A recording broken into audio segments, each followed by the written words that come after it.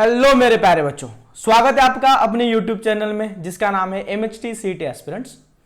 तो सबसे पहले तो लास्ट लेक्चर में जिन बच्चों ने सवालों के जवाब दे दिए उनके नाम ले लेते हैं। तो अगेन बच्चों ने कमेंट्स तो करे कि सर समझ में आ रहा है कि चीजें क्लियर है, तो दैट इज एब्सोल्युटली फाइन। आप वहां तक कमेंट कर रहे हो तो फाइन।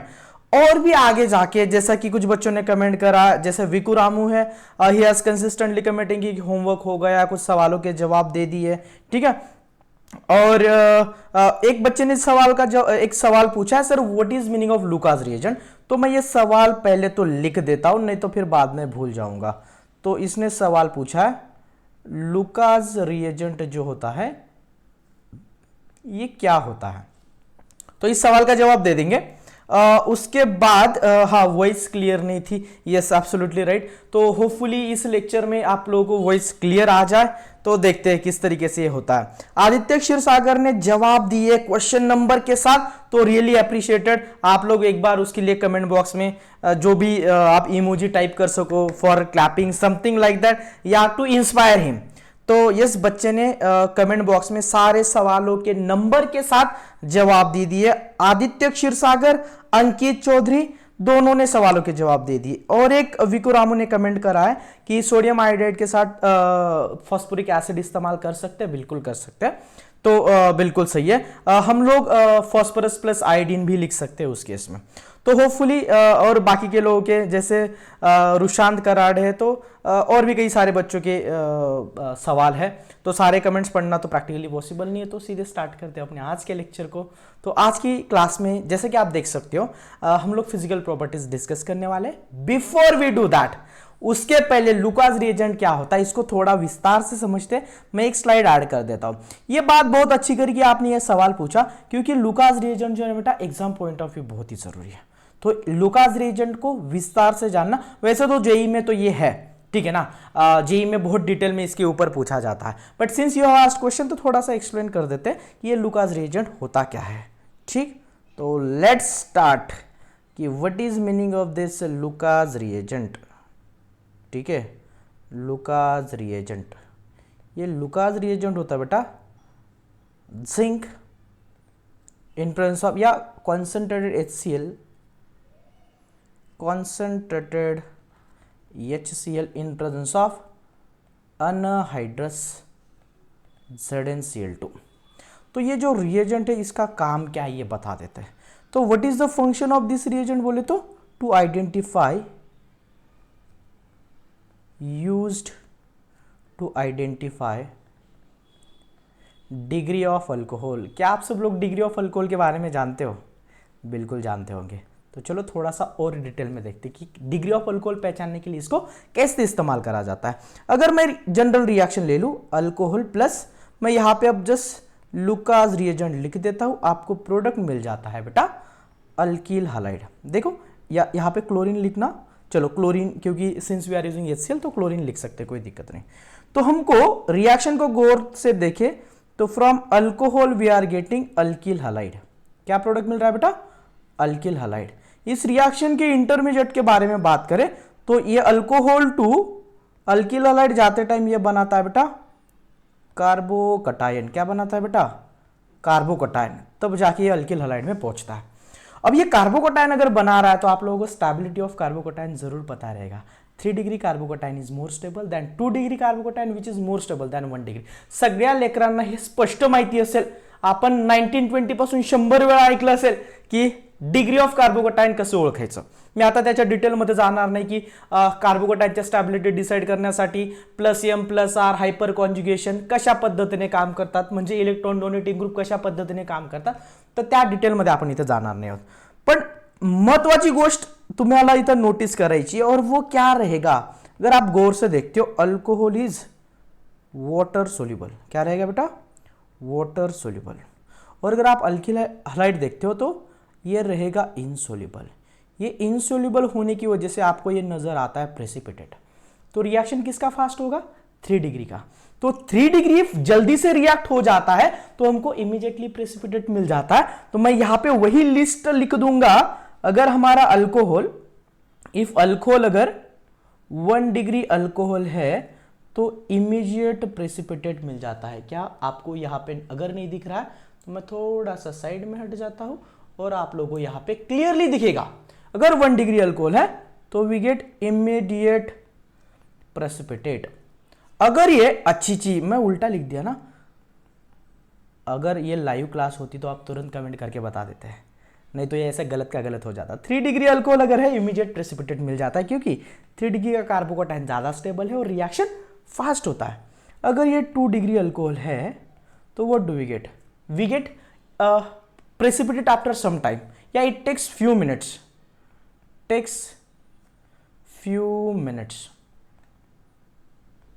ठीक है। अगर 1 डिग्री अल्कोहल है तो यहां पे मैं आपके लिए लिख दूं नो प्रेसिपिटेट और प्रेसिपिटेट ऑब्टेन्ड अपॉन हीटिंग। जब आप रिएक्शन को हीट कर दो तब जाके आपको प्रोडक्ट जो है बेटा ये अल्किल हैलाइड मिल जाएगा, और तब जाके आप वहां पे लिख सकते हो कि रिएक्शन हो चुका है। होपफुली लुकास रिएजेंट का डाउट जिस भी बच्चे ने पूछा था उसको एकदम क्रिस्टल क्लियर रहेगा। और मैं फिर से हो जाता हूं थोड़ा सा साइड में और फिर से स्टार्ट कर देते हैं अपन अपना एक्चुअल कंटेंट, ठीक है। तो आज की क्लास में जैसे कि आप लोग जानते हो हम लोगों को डिस्कस करना है फिजिकल प्रॉपर्टीज। ये लास्ट लेक्चर का स्लाइड आ गया है यहाँ पे, फ्रॉम डाइजोनियम सॉल्ट, जहाँ पे हम लोग बाल-शिमन रिएक्शन देखे थे, सैंडमेयर रिएक्शन देखे थे, हम लोग वहाँ पे गैटरमन रिएक्शन देखे थे। तो अलग अलग हम लोग वहाँ पे पॉसिबिलिटीज देखे थे for preparation of aryl halides. उसके बाद एक रिएक्शन बच गया था जो था इलेक्ट्रोफिलिक एरोमेटिक सब्स्टिट्यूशन रिएक्शन, जो मैं यहाँ पे लिख देता हूँ। तुमच्या सिलेबसमध्ये पुस्तकामध्ये एकच रिएक्शन दिलेली आहे, पण तुम्हाला मी इथं अशा पद्धतीने सांगणार आहे की कुठलीही रिएक्शन विचारली गेली तो we should be able to answer, आपल्याला ते लिहिता यायला पाहिजे। तो लिख लेते इसी के लिए कि how to write this reactions. तो इलेक्ट्रोफिलिक एरोमेटिक सब्स्टिट्यूशन मध्ये सोप्या पद्धतीत जर पाहायचं झालं की हे अरिल हलाइड कशा पद्धतीने प्रिपेअर करायचे, तर एरोमॅटिक हायड्रोकार्बन, जसं की मी इथं लिहून टाकतो बेन्झीन, बेन्झीनवर मी हॅलोजनेशन रिएक्शन करतो। कुठली रिएक्शन करतो लेकरांनो? हॅलोजनेशन। बरं मी या रिएक्शनचं नाव वरती लिहितो, इथं रिएक्शनचं नाव लिहून टाकतो हॅलोजनेशन। या हॅलोजनेशनचा रिएजेंट मी इकडे लिहून टाकतो, यहाँ पे लिख देते हैं व्हाट इज। और मुझे और एक इंपॉर्टेंट बात पूछनी थी, आप लोग कमेंट बॉक्स में ये भी बताना है कि आपको ये बाइलैंग्वेज अच्छा लग रहा है कि बीच में मैं मराठी हिंदी इस्तेमाल कर रहा हूँ, या आपको लगता है कि मैं प्युअरली हिंदी में ही पढ़ाऊ, या की तुम्हाला असं वाटतं मी फक्त मराठीमध्ये शिकवायला पाहिजे, ते पण तुम्ही कमेंट बॉक्समध्ये मला कळवू शकतात, राईट। इथं आपल्याला काही रेस्ट्रिक्शन नाही आहे, इथं तुम्ही ज्या पद्धतीने सांगणार त्या पद्धतीने आपण शिकू, ठीक है। तुम इधर सांगना कि अगर आप लोग बोलते हो कि सिर्फ हिंदी में पढ़ाइए, सिर्फ मराठी में पढ़ाइए, दोनों लैंग्वेज का इस्तेमाल करिए, तो वो पूरा हो सकता है, कोई भी इशू नहीं है। मैं यहाँ पे क्लोरीनेशन कर दूँ सबसे पहले, या मैं यहाँ पे मल्टीपल रिएक्शन लिख दूँ, X2 in presence of let's say AlCl3, this X is equal to ये क्लोरीन हो सकता है, ब्रोमीन हो सकता है। मैं this X2 in presence of let's say FeBr3 भी ले सकता हूँ, FeCl3 ले सकता हूँ, ठीक है ना, या इसको भी FeX3 लिख देते हैं ताकि सेफ साइड में चीज़ें एकदम क्रिस्टल क्लियर हो जाए। FeX3, ये X फिर से यहाँ पे क्लोरीन और ब्रोमीन हो सकता है। फ्लोरिनेशन क्यों नहीं होता? रिएक्शन काफी एक्सप्लोसिव रहता है। और आयोडीन क्यों नहीं इस्तेमाल करते? तो कि रिएक्शन बहुत ही स्लो रहता है, रिवर्सिबल रहता है, ठीक है। तो यहाँ पे प्रोडक्ट लिख देते हैं, बेंजीन के ऊपर one of the hydrogen got substituted by what बेटा? हैलोजन। और इसी रिएक्शन को बोलते हैं electrophilic aromatic substitution, EAS reaction.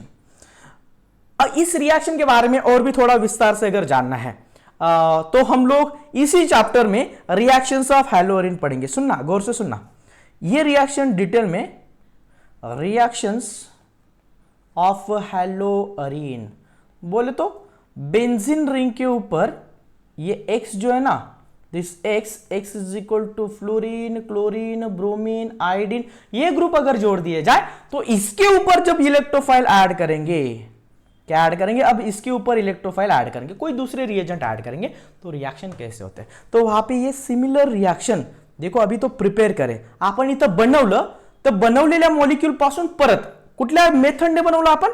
EAS रिएक्शनने, EAS reaction बनवलं। सेम EAS रिएक्शन आपण पुढे वापरणार आहोत त्याच मॉलिक्यूलवर।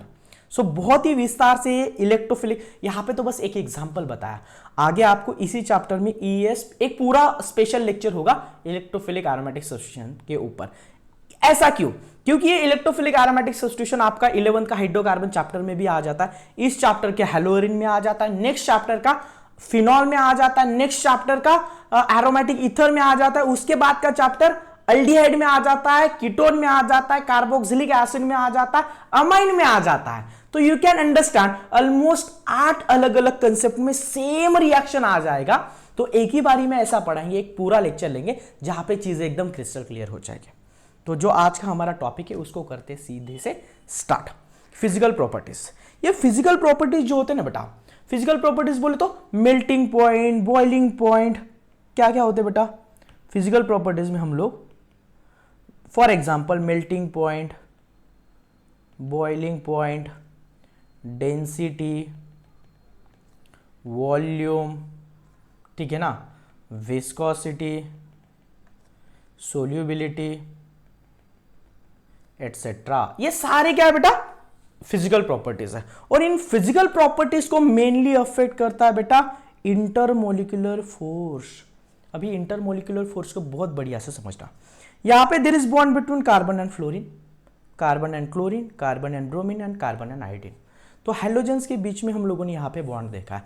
अब ये हैलोजन के बीच के बॉन्ड में अगर आप बॉन्ड लेंथ देखते हो, top to bottom bond length बढ़ते जा रहा है। मैं एक एक चीज का एक्सप्लेनेशन दूंगा। अभी ये एक्सप्लेनेशन में क्या होगा, किस तरीके से ये बॉन्ड लेंथ बढ़ते जा रहा है, इन सारी चीजों को हम लोग यहाँ पे देखेंगे। सही है।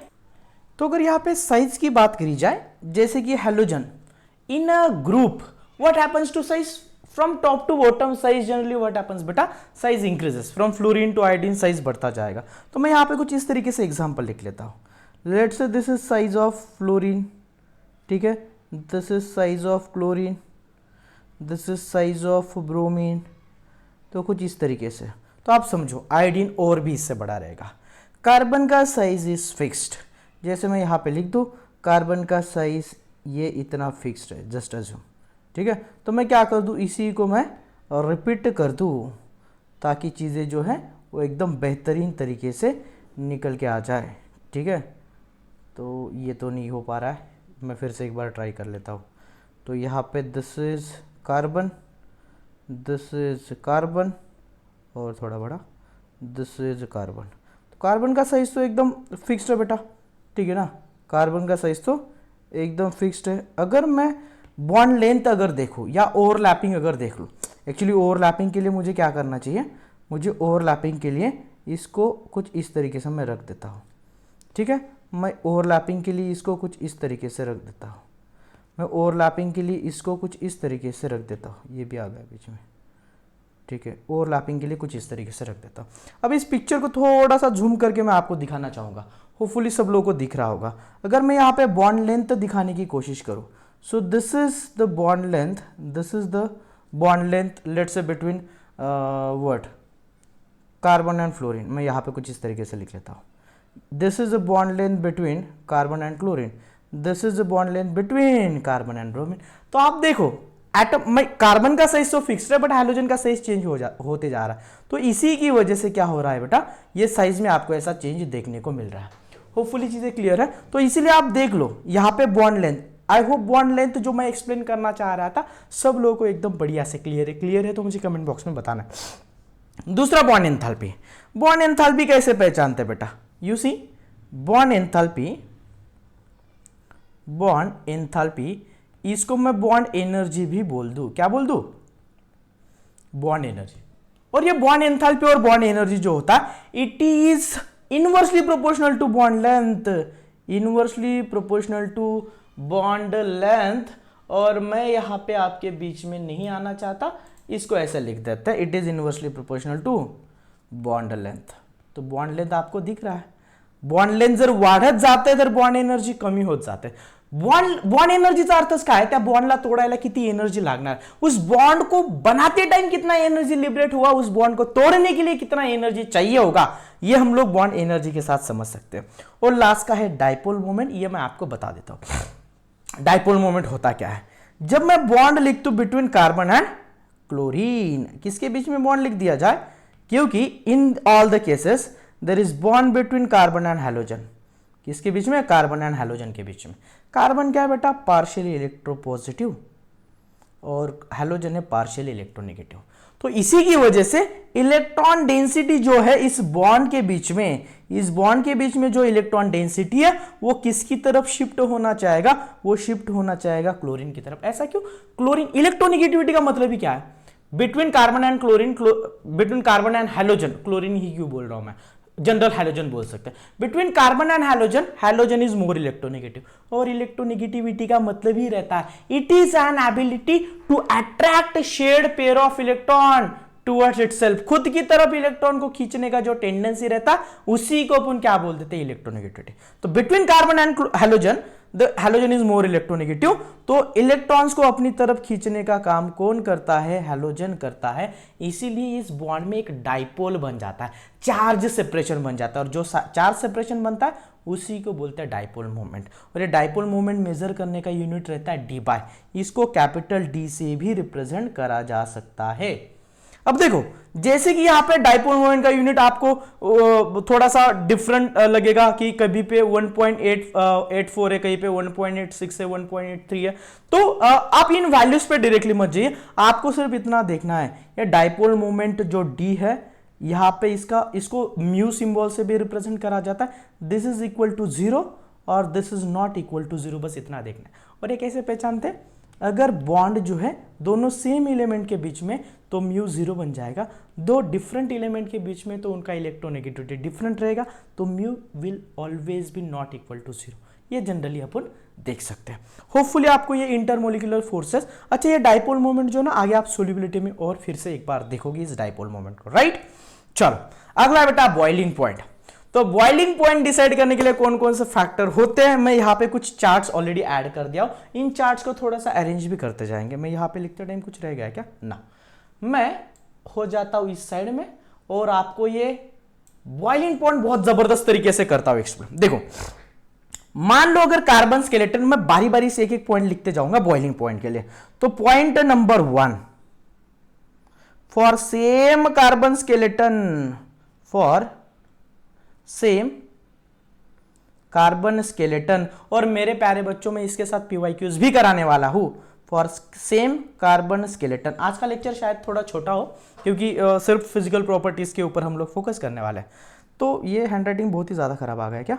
तो लिख देते हैं for same carbon skeleton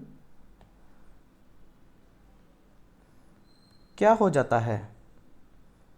for same carbon skeleton बोले तो कार्बन का पार्ट सेम हो, जैसे कि मैं अगर सिंपली लिख दूं आर, ठीक ना, आर एक्स।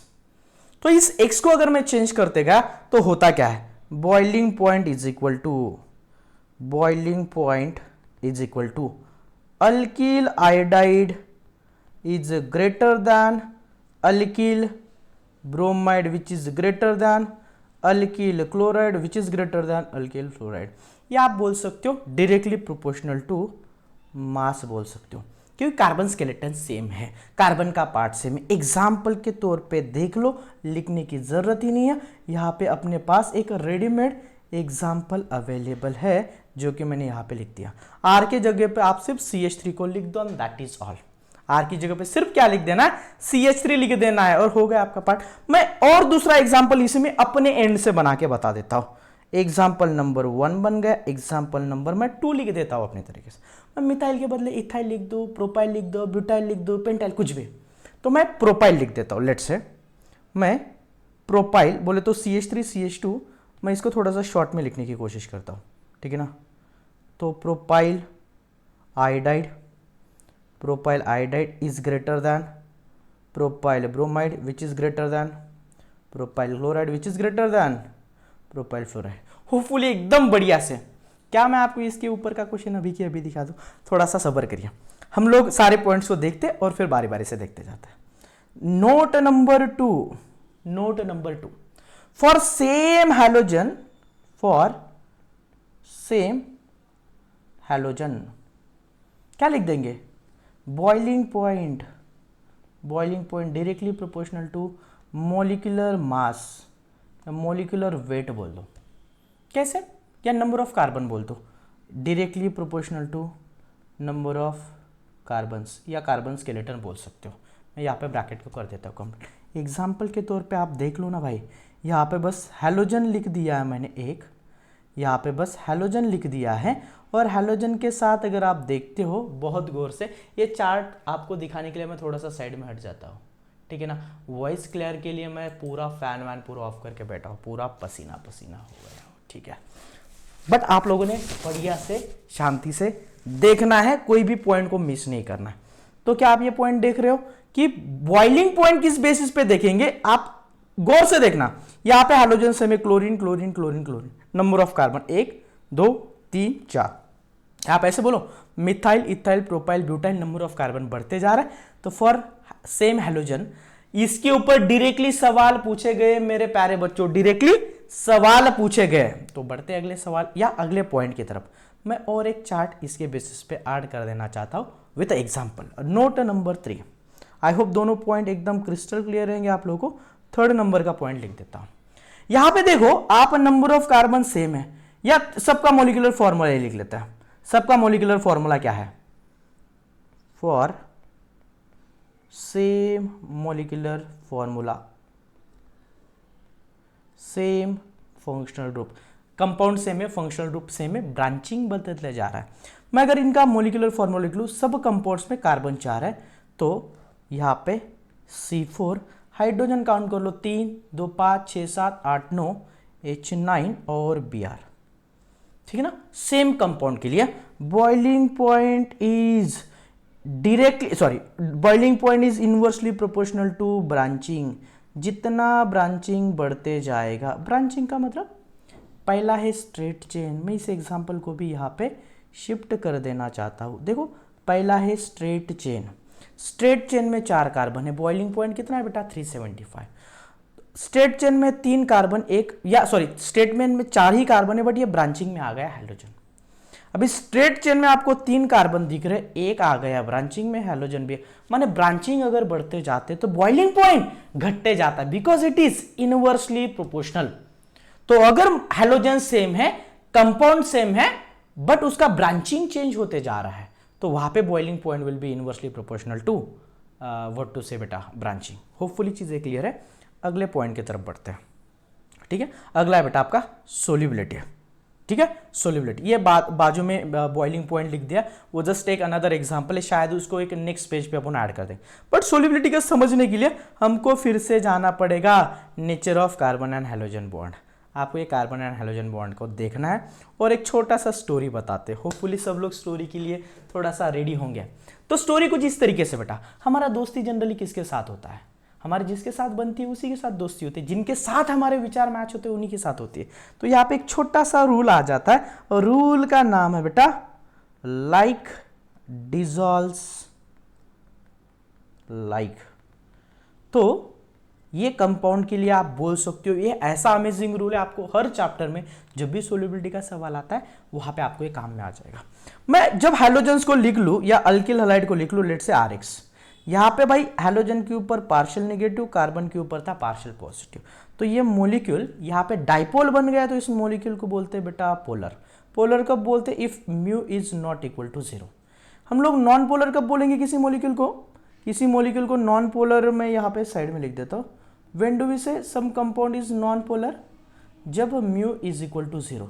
मैं आपको इस स्लाइड पे ही बता दिया था, म्यू 0 और म्यू नॉन 0 किस बेसिस पे देखा जाता है। जब कोई कंपाउंड में चार्ज सेपरेशन नहीं हो तो it is non polar, mu is equal to 0। अगर म्यू चार्ज सेपरेशन अगर 0 नहीं रहा, कोई ना कोई चार्ज रहा, दोनों का इलेक्ट्रोनेगेटिव डिफरेंट रहा, तो mu is not equal to 0।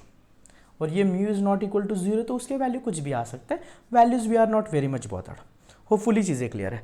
तो सोल्यूबिलिटी के मामले में ये मॉलिक्यूल है पोलर, बट इतना भी पोलर नहीं है। जब हम लोग अट्रैक्टिव फोर्स देखें, बात पे गौर करना, अट्रैक्टिव फोर्सेस भाई जब भी सोल्यूबिलिटी देख रहे हैं हम लोग पानी में ही सोल्यूबिलिटी देखते हैं।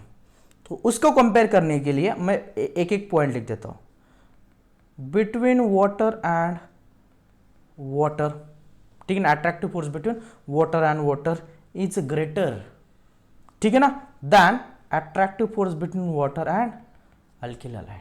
और एक दूसरा पॉइंट लिख देता हूँ, attractive force between alkyl halide and, आप कुछ इस तरीके से चाहे तो डबल हेडेड एरो लिख दो, between alkyl halide and alkyl halide is greater then alkyl halide and, या ऊपर का सेम पॉइंट आप लिख सकते हो, वाटर एंड अल्किल हलाइड। तो यहाँ से आपको एक चीज़ क्लियरली दिख रही है, नेचर किसका सेम है, वाटर ऑब्वियसली सेम नेचर है, तो वाटर में थोड़ी ना वाटर का सोल्यूबिलिटी चेक करेंगे, बट वाटर में जब अल्किल हलाइड का सोल्यूबिलिटी चेक करना है तो दोनों का सोल्यूबिलिटी बहुत ही डिफरेंट है, या दोनों का नेचर बहुत ही डिफरेंट है, तो इसीलिए दे आर इनसोल्यूबल। तो एक पॉइंट में ही लिख देते हैं, नोट में ही लिख देते हैं, क्या लिख देते बेटा, alkyl halide, alkyl halides are water insoluble, क्या है बेटा, वाटर इनसोल्यूबल। एंड आज पहला, दूसरा, जितने भी सोल्यूबल है, बहुत कम सोल्यूबल है, बट जो भी सोल्यूबल है जब मास बढ़ते जाएगा तो सोल्यूबिलिटी घटते जाएगा, as mass increases solubility, solubility क्या होता है बच्चा, डिक्रीजेस, सोल्यूबिलिटी घटते जाएगा। एक पर्टिकुलर एग्जांपल है यहाँ पे मेल्टिंग पॉइंट और बॉइलिंग पॉइंट के लिए, इसको आपको ध्यान में ही रखना पड़ेगा क्योंकि इसको एक्सप्लेन करने के लिए बहुत एडवांस थ्योरीज की जरूरत होती है, तो दोस्त theories I am not going to explain, आप बस इस एग्जाम्पल को बढ़िया से देखिए, बॉइलिंग पॉइंट और मेल्टिंग पॉइंट किस तरीके से वैरी हो रहा है। The first compound is ortho, second is meta and the third one is para. पहले को अपन क्या बोलते हैं, ortho dichlorobenzene, second one meta dichlorobenzene and last one is para dichlorobenzene. Hopefully आप लोगों को, अच्छा मैं ये एक्सप्लेन करते टाइम यहाँ पे था, मैं इसको फिर से एक बार थोड़ा सा दोहरा देता हूँ, ठीक है ना।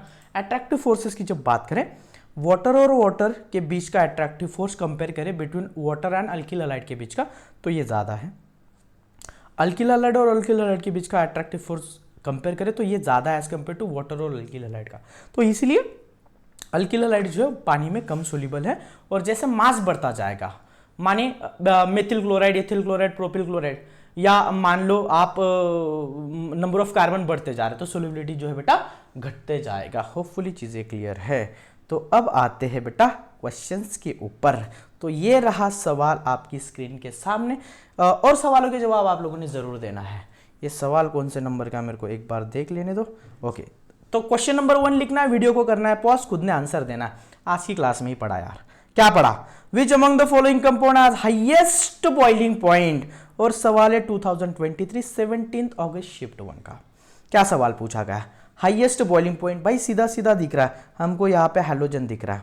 अगर हम लोग सबसे ज्यादा मास देखिए, यहाँ पे 3 कार्बन, यहाँ पे 1 2 3 4 कार्बन है, तो जैसे हैलोजन तो सेम है, जैसे मास बढ़ेगा, भाई मैं बॉइलिंग पॉइंट का पॉइंट बता देता हूँ, कार्बन स्केलेटन सेम है और यहाँ पे कार्बन स्केलेटन डिफरेंट है। हैलोजन अगर सेम है, for same halogen boiling point is directly proportional to molecular weight या नंबर ऑफ कार्बन, सीधा सीधा पॉइंट है। तो जो आपका क्वेश्चन नंबर 1 में लग जाएगा, और सही जवाब था ऑप्शन नंबर सी। अगर आपको सवाल सॉल्व करना आ गया, वीडियो को पॉज करके कमेंट बॉक्स में आंसर करना है अगले सवाल के लिए भी, तो क्वेश्चन नंबर 2 लिखना है और सवाल का जवाब जरूर देना है। तो क्वेश्चन नंबर 2 क्या है, which among the following has the highest boiling point, सबसे ज्यादा बॉइलिंग पॉइंट किसका रहेगा। तो सबसे पहले तो आपको लिखने पड़ेंगे स्ट्रक्चर मेरे प्यारे बच्चों। स्ट्रक्चर कैसे लिख देंगे, option A tertiary butyl bromide, छी मैं आपके हिसाब से लिखता हूँ, CH3 कार्बन, ब्रोमाइड है तो ब्रोमीन, CH3 और ये CH3। स्ट्रक्चर बी क्या है, आइसोब्यूटिल ब्रोमाइड, CH3 CH3, यहाँ पे हाइड्रोजन लिख दो, CH2Br isobutyl bromide, N butyl bromide CH3, सवाल तो वैसे ही सॉल्व हो गया, ठीक है ना, CH3 CH2Br straight chain as branching increases, as branching. अच्छा, यहाँ पे आइसोब्यूटिल और सेकेंडरी ब्यूटिल में दोनों में थोड़ा सा डिफरेंस है, बट अगर मैं आपको सीधे सीधे बता दूं, इतना कंफ्यूज होने की जरूरत नहीं, ब्रांचिंग है, ब्रांचिंग नहीं है, तो N butyl bromide is a straight forward answer. बात समझ में आ रही, कॉमन नेम एक बार देखना। The last question of the today's lecture is, कितना सीधा सीधा स्ट्रेट फॉरवर्ड पूछ लिया गया, जो एग्जाम्पल में लिखा हम लोगों ने वही सवाल पूछ लिया। एमएचटी सीटी 2019 का क्वेश्चन है, the correct order of the boiling points of alkyl halide. भाई अगर कार्बन का स्केलेटन सेम है, आर अगर सेम है, तो ऑर्डर क्या होता है? R I is greater than, I hope आप सब लोगों ने जवाब दे दिया, R I is greater than R B R ना, R I is greater than R B R. ये सवाल थोड़ा सा यहाँ पे गड़बड़ आ गया, यहाँ पे आर सी एल लिख देना था आपको, यहाँ पे आर सी एल लिख देना था, R C L then R F. तो correct answer is option number C. फिर से एक बार आप चाहे तो ये ऑर्डर देख लो। पहला ही पॉइंट था बॉइलिंग पॉइंट के बारे में, for the same carbon, R अगर सेम है तो बॉइलिंग पॉइंट का ऑर्डर क्या रहता है? आयोडीन का सबसे ज़्यादा, then bromine, then chlorine, then fluorine. तो इंक्रीजिंग ऑर्डर में रहता है फ्रॉम टॉप टू बॉटम। ठीक है, होपफुली तो फिजिकल प्रॉपर्टीज में आज के लिए बस इतना ही। मिलते हैं अगली क्लास में। आप लोगों ने कमेंट करके मुझे बताना है। कुछ लोगों का ये भी क्यूरी था कि सर हम लोगों का अमाइन चैप्टर हो गया, स्टार्ट हो गया बैच में, तो उसके बारे में मैं भी पॉजिटिवली सोच रहा हूँ। तो देखते हाउ इट गोज, आप लोगों का रिस्पॉन्स कैसे, वो भी बहुत मैटर करता है। ठीक है, तो तब तक बढ़िया से पढ़ते रहो। मिलते हैं अगली क्लास में। See you guys, bye bye. Right, तो चलो सवालों के जवाब जरूर देना है कमेंट बॉक्स में। ठीक है, बाय बाय।